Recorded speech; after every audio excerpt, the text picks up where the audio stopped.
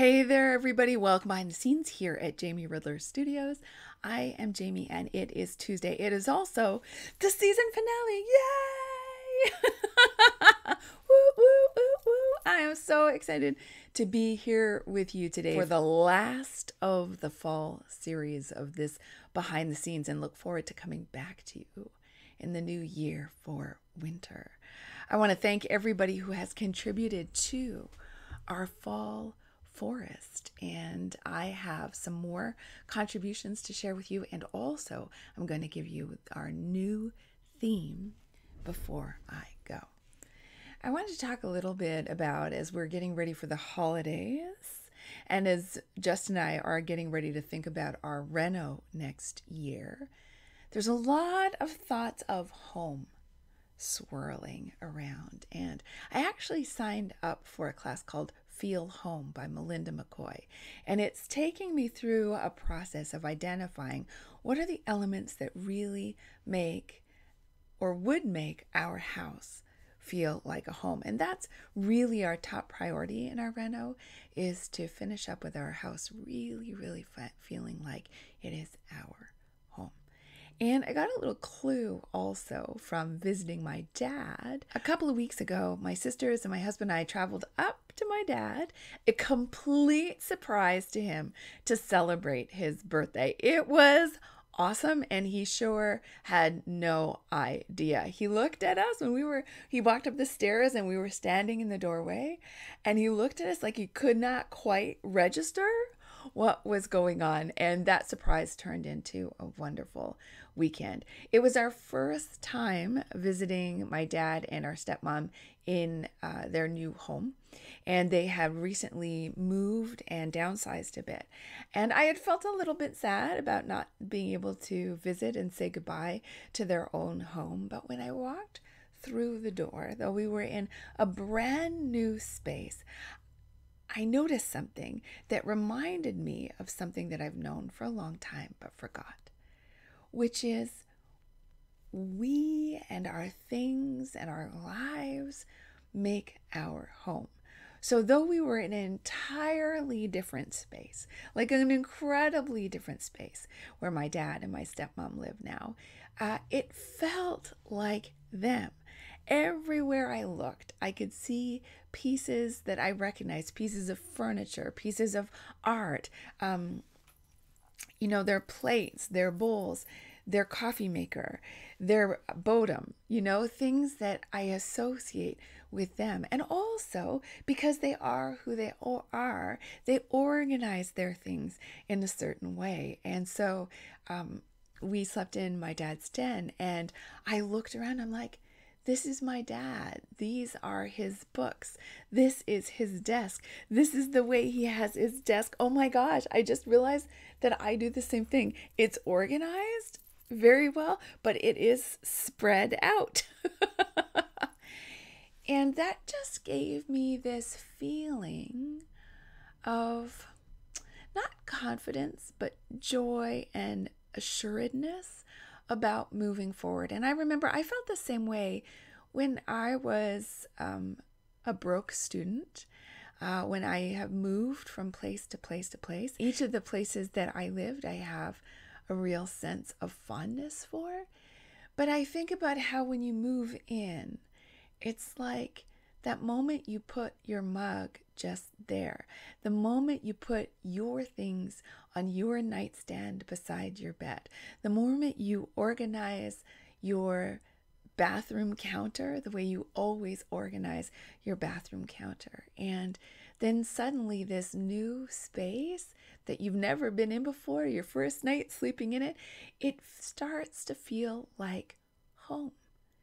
And maybe this is one of the reasons why things matter to me more than is popular these days as we move towards a really minimalist aesthetic. And I understand, and in this way I am a minimalist, that the things we have, let's make them things that bring us joy.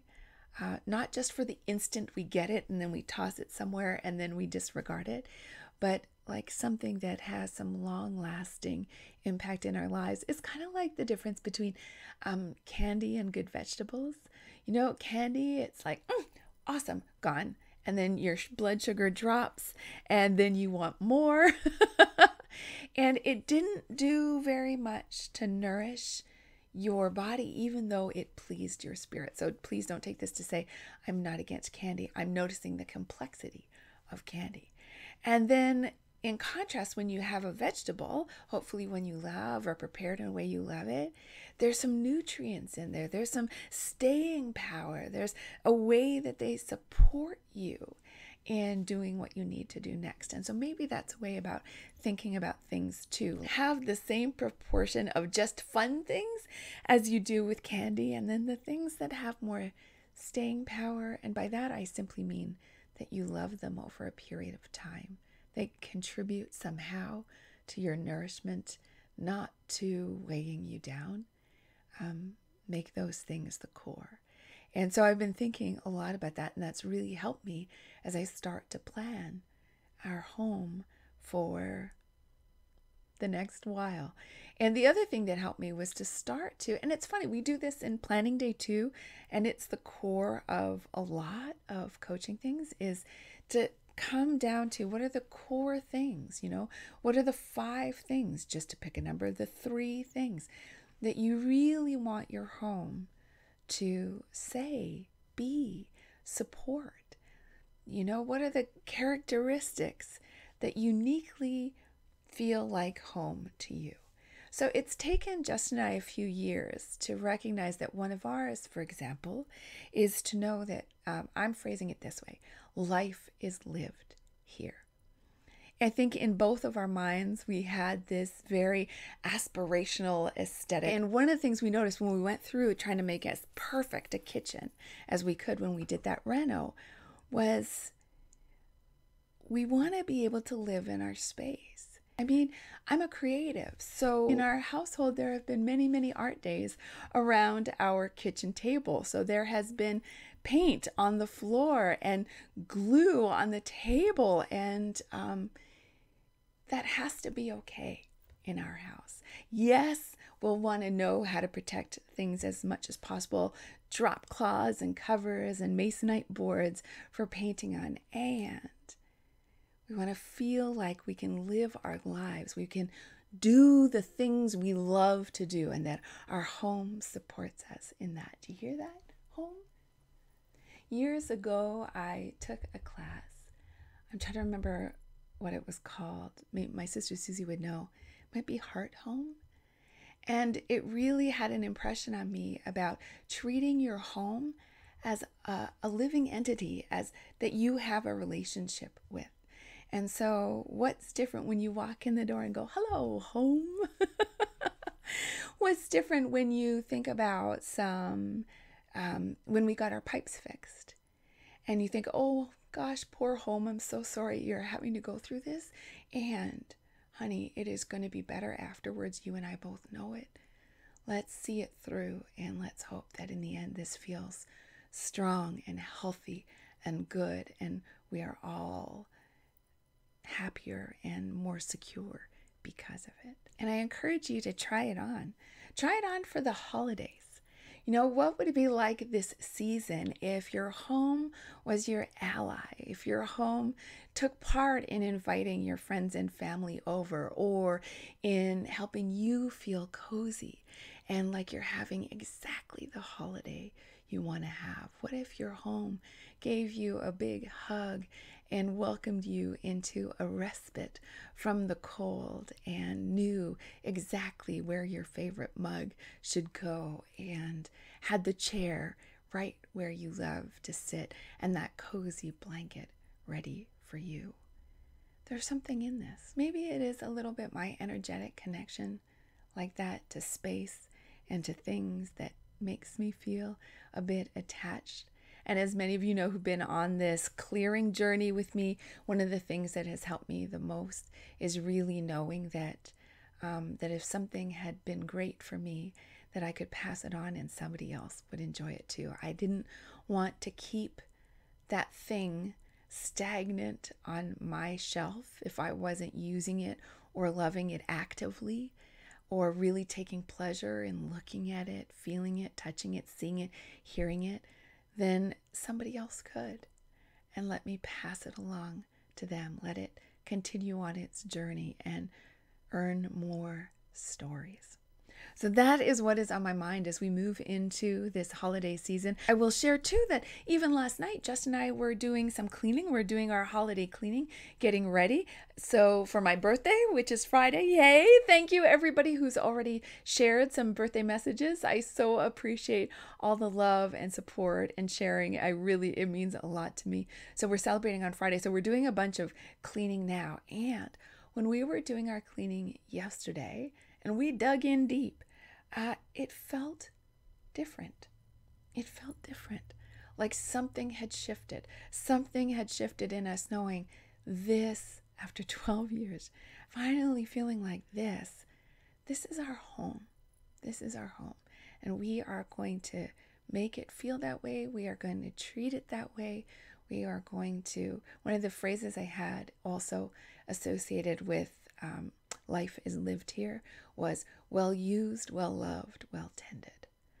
Those things in our life that we actively love to use, to love, and to take care of. And I'm trying to bring that attitude with me into the holidays and into the new season. So speaking of wonderful things, let's get to the final contributions to our fall forest. This is so exciting. So the first contribution is from Chris Billieux. Hello, Chris. Thank you so much for contributing to the forest.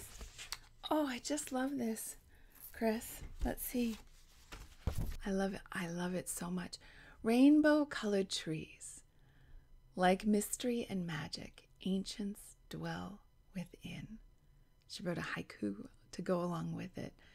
This is a rainbow eucalyptus forest, and it's made with Derwent Inktense watercolor pencils and gold and copper gel pens and collage. Look at the birds. Look at the birds and the bunny and the magic. Oh, Chris, I just love it. I love too, she has sent this with a card with her own photography. This was a seagull named Gus, who she made such good friends with that he almost let her get close enough to touch. Magic. And also, Kristen, I'm noticing your relationship with birds. That's a magical thing. Thank you so much for contributing to the forest. I can't wait to put this up there. Now I have something I'm quite sure is from Brittany and Charlie. And look, we have the exhortation here to be wild. If you haven't gotten your word for the year, that would certainly be a great guide. I love this. Look at this. Wow, Charlie. It's got Charlie's name on the back. Charlie is 4 years old. He did this in November 2018, and this is a hand-over-hand creation of the big bad wolf and the magical dark forest. So Brittany and Charlie made this together, full of sparkle, and check out that big bad wolf. Oh, yeah. I just love it. Thank you so much, Charlie, for making this. And I have to say, I am very excited to know that we were just talking about home.